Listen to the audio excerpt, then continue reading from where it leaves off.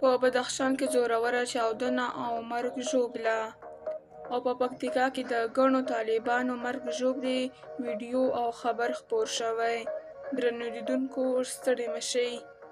لومړی خبر: د پکتیا په جاني خیلو ولسوالۍ کې پرون له غرمې مخکې یو پوځي رینجر ګاډی له لارې څخه لاندې کندې ته غورځېدلی او پکې ناست 15 سرتېري مړه شوي او 3 ټپیان دي. له سیمې څخه رسنیو ته په رسېدلې ویډیو کې لیدل کېږي چې رینجر په بشپړه توګه ویجاړ شوی او ټپیان په الوتکه کې روغتون ته لېږدول شوي دي. دویم خبر: بلخوا په بدخشان کې د اسلامي امارت د واکمنۍ له طبیعي پیښو سره د مبارزې مشر وایي د دې ولایت په زیباک ولسوالۍ کې د ماین چاودنې له امله 3 ماشومان وژل شوي او 3 نور ټپیان دي.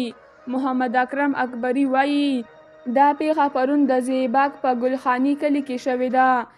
باختر رسنۍ نن د ښاغلي اکبري له خولې لیکلي ماشومانو له کلي بهر موسمي سبزي شکوله چې ماین پرې وچاودېد. د نوموړي په وینا دې ماشومانو له دې ماین سره لوبې کولې چې پرې وچاودېد. د نوموړي واکمنۍ دغه چارواکي ویلي چې د پیښې قربانیان د 4 کورنیو غړي دي. ناچاوده ماینونه او نور توکي له تېرو جنګونو څخه پاتې دي چې د افغانستان په بېلابېلو سیمو کې له وګړو څخه ژوند اخلي. بدخشان یو له هغو ولایتونو څخه دی چې په دغو پیښو کې یې وګړي او په ځانګړې توګه ماشومان وژل کېږي. درنو لیدونکو له ملتیا مو مننه.